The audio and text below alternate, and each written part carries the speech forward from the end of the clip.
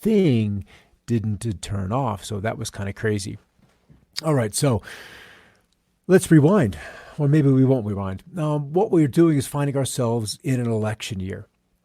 And in an election year, we're on the lookout. We're in a constant search for an ideal, something that we could rally around, a gathering point, a reason to be engaged. And that is truly the point of elections, is to gather engagement and to rally an army or rally a group, if you will. And we've seen groups being rallied. We've seen those kind of actions out in the world today.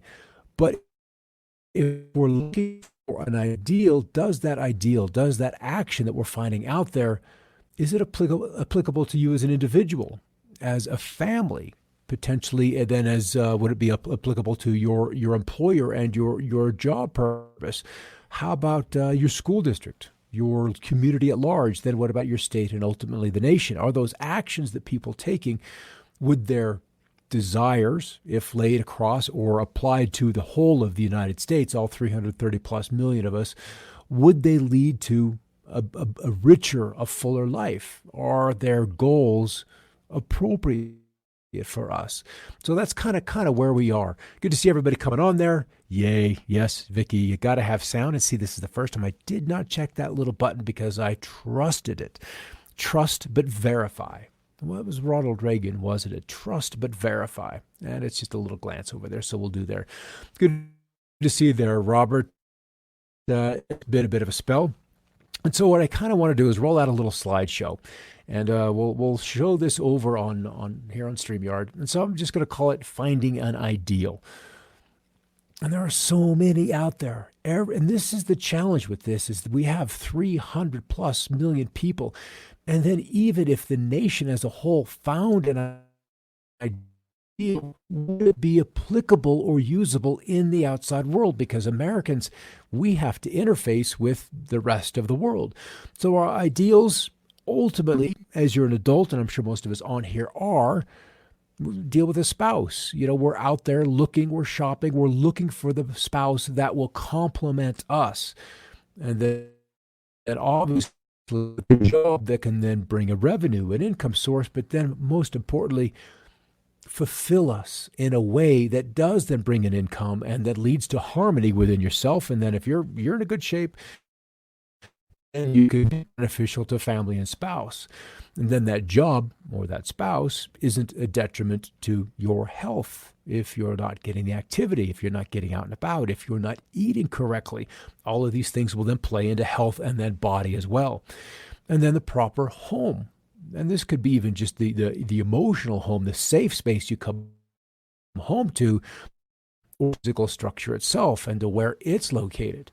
So we're seeing how shopping for the best applies to just about every single thing we do in our lives: spouse, job, health, body, home.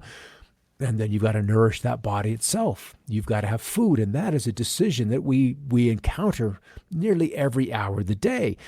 Cooking dinner in the other room right now, and I haven't had anything but coffee and the stomach's growling. But is it the right food for me? Is it going to nourish my body? And then once we've got these basic things done, we're looking to entertain ourselves. We're looking for a streaming service. We're looking for a book to read. We're looking for engagement through social media. We're looking to occupy time with the best thing possible. So we look at a streaming service, and sometimes one isn't enough. So you've got to do 2 or 3 because you like that show over there. You know, it becomes like your food. It's a la carte. And then once we have enough, we go to charity. We look for those things, those shelters, those rescue services, the children in Yemen, the Boy Scouts, the Girl Scout cookies. You know, charity comes in so many ways.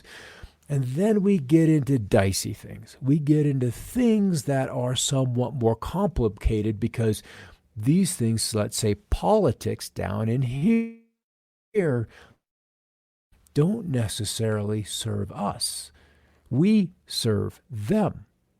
So it becomes a little bit of a choice in how we begin to draw that or allow that or go root for a religion or for a politics, and then politics ultimately will lead to some kind of governance, and a governance then is this structure that you then have to negotiate day by day by day, whether it's by taxes, whether it's by privacy, whether it's by what business you can or cannot operate, and the rules and engagements that your even your local government will then impose upon your business, whether it's a micro manufacturing, whether it's a stay-at-home business, or whether you have to go to work to then go to work. And religion then becomes a far more subjective one, because how do you prove something? How do you prove a belief system? And this is where so much consternation happens in the world, is through beliefs. Not proof that something is real, but just a belief that it potentially may be. And many, many, many are willing to gamble their lives and their behaviors with their fellow human beings on this religious belief. And once all of these are dealt with, assimilated, indoctrinated, or given a, then we have a certain desire for a kind of leadership. That leadership can be an invisible leader of a religion. It can be an elected president, or it could just be the spokesman for a charity, or just the pleasure you receive from a streaming service. And then will the leadership, will the religion, will the government deal with the issues that you have in your life? Can they accomplish loneliness? Can they accomplish those things that in many ways we pop up here to your spouse to then give you? And then the outcomes, that's all kind of subjective in the end, Ron. And maybe these can't even be dealt with like religion and government until after we passed. So let's roll to ideal. Move over Zoom who. Good to see you guys in there having a little chat. I wasn't quite sure what I was going to get to until like yesterday afternoon. Then I thought, okay, let's talk about ideals and see where that takes us. Because usually when you start something, you've got an ideal. Where it takes you, leads you, isn't always necessarily. So an ideal, by definition, and I had to screenshot this, a conception of something in its absolute perfection. One example being the ideal of a national unity. Number two, one that is regarded as a standard or model of perfection or excellence. That could be an education. That could be a spouse. That could be the emotional revelry you get from church. It could even simply be a book that is outstanding. Number three, an ultimate or worthy object of endeavor or a goal. And as an adjective, conforming to a standard of perfection or excellent, perfect or highly satisfactory, like an ideal work environment, and then existing only in the mind or it's imaginary. And that is probably the more realistic outlook, that we have these ideals that we set out for ourselves. But then once you get to the real world and you look at the pros and cons and pros and cons, then it becomes a juggling match, and we'll get into that. So let's take the girl in college or high school. I'm looking for a husband. And he lifts me up. He understands me like no other, supports my every dream, believes in me no matter what, accepts me flaws and all, nurtures my heart and soul, and darn near perfect. It could be a husband. It could be government. Think about that. A government that would lift you up, that would understand you and your individuality, that would support your desire to excel, to understand that you and there are citizens that need to dream, have to dream. They don't do well in school, but they want to excel at some gift that they were given. And then that becomes, in a way, a national treasure, is a citizen's ability to excel at those God-given gifts, because then that would uplift all others. Believes in me no matter what. Doesn't need to tap my phone. Doesn't need to follow me. What a concept. Accepts me, flaws and all, because, we all have them. And then a structure which would nourish heart and soul, and that would lead to something damn near perfect. So we have spiritual desires, needs, acceptances, emotional issues, loving, level-headed thought. And then there's the other physical likes, which have to do, because you've got your physical engagement. And then there's the mental aspect of an ideal partner. Baggage, everybody's got baggage. That just intelligent, humorous, playful understanding, loves my language, conventional or conversational presence and quality time, and then in a way independent. These are big, big, big, big, big, big as we move on through. So scientific and educational, they kind of break down, and let's talk about ideal. I, for identify the problem. D, to define and represent the problem. E, to explore possible strategies. A, act on the strategies, look back and evaluate the effects of your actions. Again, this can apply to government. We see problems, and in fact, this is really where government tends to get stuck. We identify the problems, we talk about the problems, and we glorify the victims of the problems. So define and represent the problem. And then E, how do we explore and develop strategies to solve problems? And this is the A part, the acting on the strategies, is largely where elections end and action by governments end, is the ability to act and develop strategies to problems. Because we really can't get out of, or at least recently we haven't been able to get out of, the possible strategy. How can we come together and solve an issue as a collective, as an entire group? And that can be a big challenge. So let's go back 2,000 plus years, or even a little less than that in the case of Machiavelli. So got Plato as they began to look at government. In this particular point of time, we had been dealing with Rome, and that was the big guys, and they had just toppled Egypt. And so democracy and republics, they were definitely things talked about, but monarchies were largely the rule of the day, and how the people dealt with governments and the king's taxation and the crown's land and so forth and so on. So to develop a public, so says Plato, a normative examination of governing citizens believed to be incapable of governing themselves. So a philosopher, one who could look at the issue and rationally, intellectually come to solutions, or a philosopher king should rule to create a just society. Aristotle, in this similar time frame, politics both normative, what should be, and a descriptive, or what we presently have. So based on observations of Greek city-states, to see what works and then what doesn't, because that's kind of the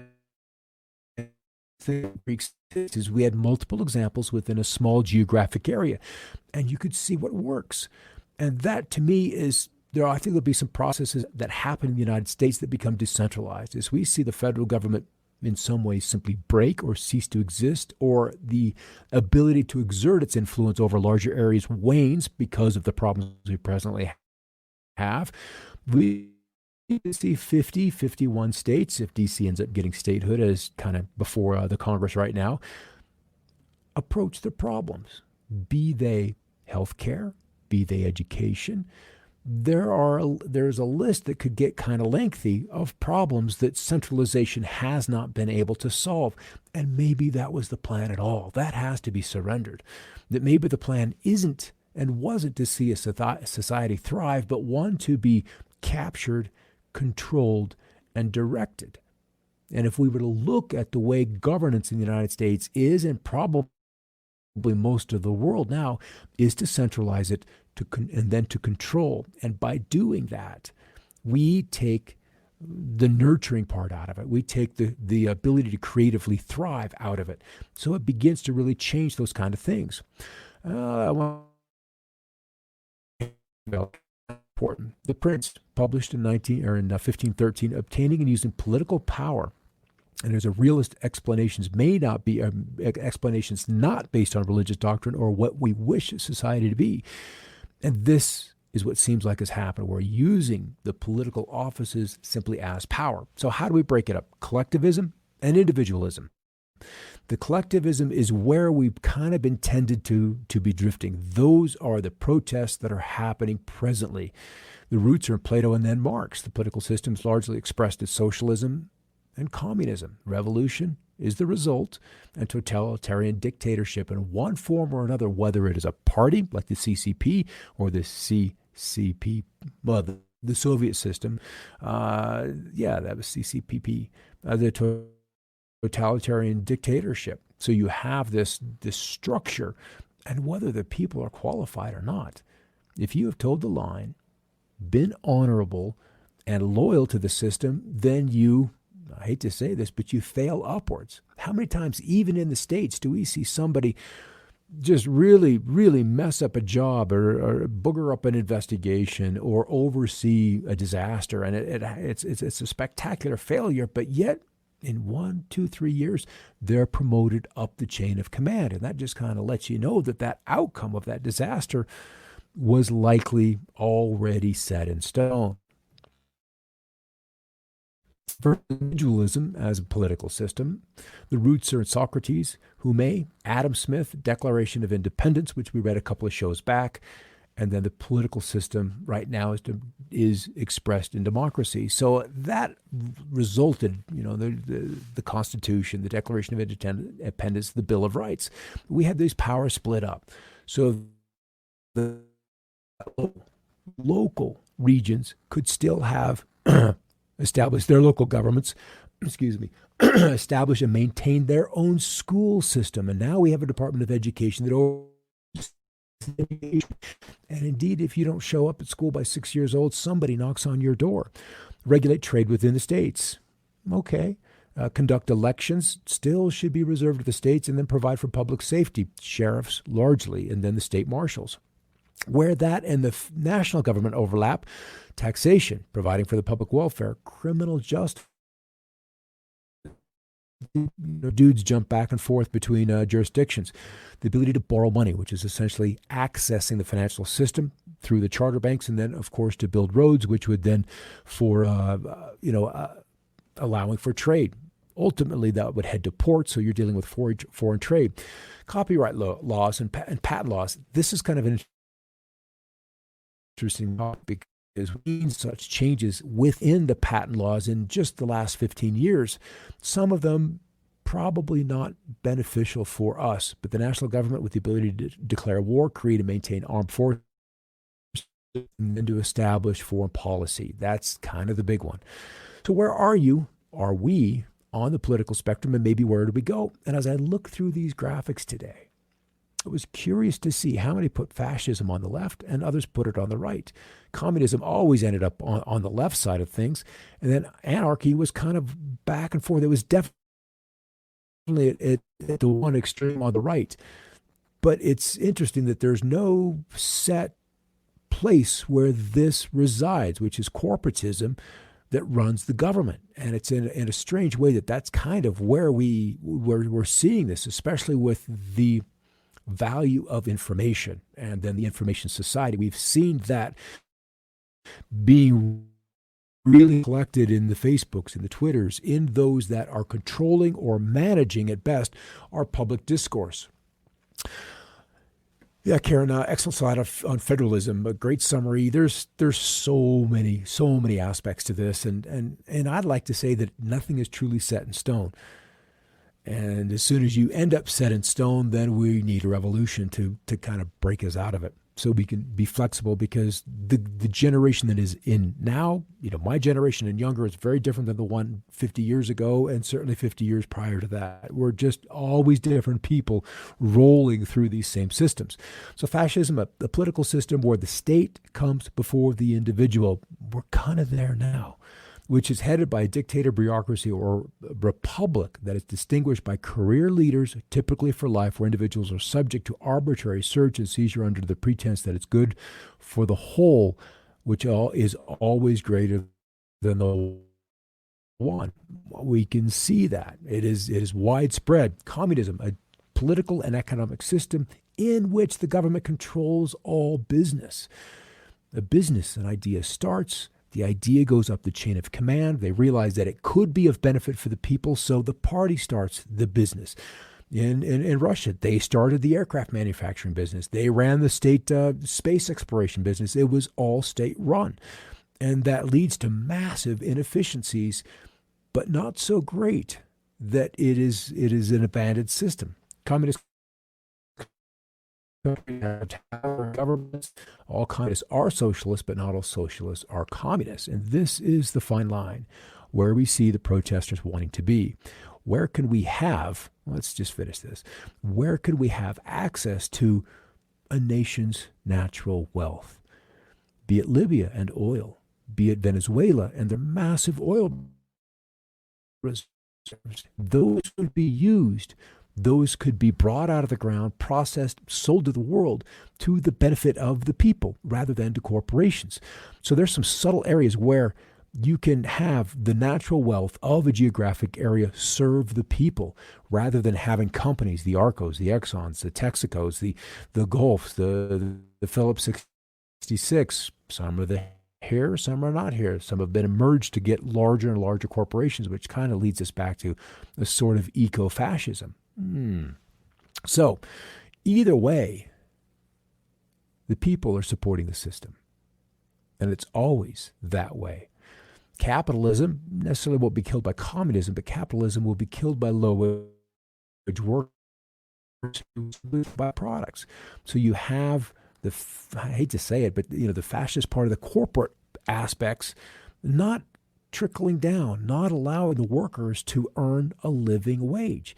And if you can't earn a living wage, then your creativity, you're willing to contribute to your companies, to your departments. You would either do it for kudos, which would then give you rewards above and beyond your other employees or your coworkers, which is fine. But you're not necessarily going to be allowed to go out and maybe start a new company off the new idea. And then when we have this kind of people, when is enough? When is enough? And this was back in the Greek currency issue and the debt issue. So kind of where we've seen are the two sides, the right and left sides, really kind of blend together to where some Democrats, some stuff about abortion and pro-choice and acknowledging about climate change, but really doing nothing about it. My protest. And Republicans, some stuff about pro-life and guns, but then denying climate change. Part of that's real too. So, and both support Israel, do Wall Street's bidding, unlimited military spending. Also, China. Full spectrum dominance, let money rule politics, neoliberalism rocks, spy on everyone, screw the old and poor, oligarchy, not democracy, vive U.S. Imperialism, outlaw third parties. This maybe is where the control is. So I want to say this, that today our leaders have been groomed to fill public roles of leadership, but not by the fires of life, but the rituals of a secret brotherhood. As we see children, as we see young adults from previous bloodlines, and friends, and then put into positions of power as they mature of age. And this isn't just Europe. It happens here in the States as well. There's plenty of pictures of recent politicians, some and many in power, who have been part of a brotherhood and dealing with a secret group of leaders, a secret cabal, if you will, that have then raised to fill certain roles in leadership and governance. And that's our problem. So we're either dealing with socialists who want both economic and social equality and big government to enforce it, conservatives who want the government to protect the social traditions but then not to run the economy so the capitalists have free reign, liberals who would like to have economic equality but social freedom, or libertarians who want both social and economic freedom and a way small government because, we all like to pay taxes. So where are we today? Most of humanity started with a monarchy. The monarchy, the king, the queen, that was where it began. And so did we have government accountability with a monarch in control? You could listen to the oaths of office of Australia, New Zealand. Justin Trudeau was in Canada. And they're very interesting oaths. They're oaths to the crown, not to the people. So it's a very different gist when you're taking control or just doing crown's bidding. So do you have individual freedom? And that probably is ultimately a zero, that the crown will dictate what happens. But what you want is a benevolent monarchy rather than a totalitarian or an ugly man. Autocracy could be an ideal, and that leaves us somewhere closer to individual freedom. And democracy, if you can keep it, gives us the greatest individual freedom because we have elections to discuss those greater issues that we're dealing with at all times. This I found yesterday from an interesting document when investigating a little bit of the COVID thing. But what is often surprising about new technologies is collateral damage. The extent of the problem that you can create by solving another problem is always a bit of a surprise. This idea, I'm going to venture a guess, is what has kept us out of energy, us from solving a lot of problems that are financially beneficial to the system as it is. Can you imagine if we had a cure for cancer? That you could go into an oncology clinic, a course of something that lasted maybe 14 days, and then be cancer-free for the rest of your life. How much money take out of the system? How many doctors that make $500,000 a year would end up out of business? How many treatments that cost your insurance companies $100,000, $150,000 a chemo that would just simply vanish? Now, it's money that wouldn't be running through the system. So we can see how we've had these structures set up to keep us poor, to keep us paying the big bills, to keep us serfs inside of this system. So we really, really, really need to, what I'm excited about of somehow these unusual hidden technologies can get out, and then there's no other way that we can solve the system. All right, and probably the end of the system, since we're kind of coming up on that time, is our current political system ensures that not the worst, that ensures that, let's try this again, Scott. Our current political system ensures not that the worst will get on top, though they often do, but the best will never apply. Kind of the truth, because who wants to go and get and play in a swamp? We've seen how ugly it is and how many compromises one would have to make to even get considered to be a part of the system, to be a career employee, to compromise those ideals that we started off the show with. We begin our lives looking for the best, that which serves us. And we're left with, in the political realm, probably in the religious realm as well, those systems which then take advantage of us.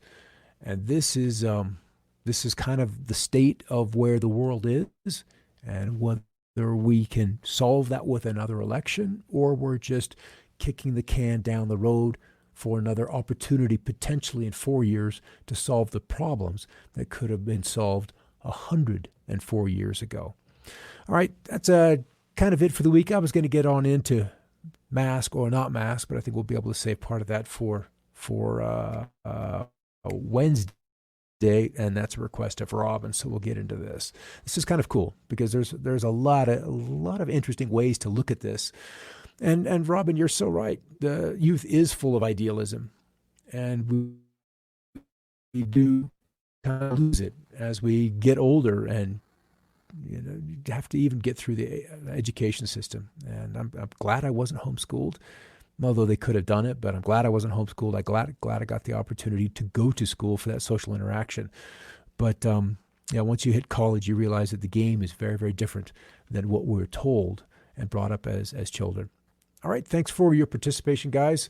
And we will see you on Wednesday for another edition of Another Perspective. And you kind of know what we're going to talk about. We'll hit this mask thing and see what else we need to pack in at the end to make it fit our time frame that we're looking to fill.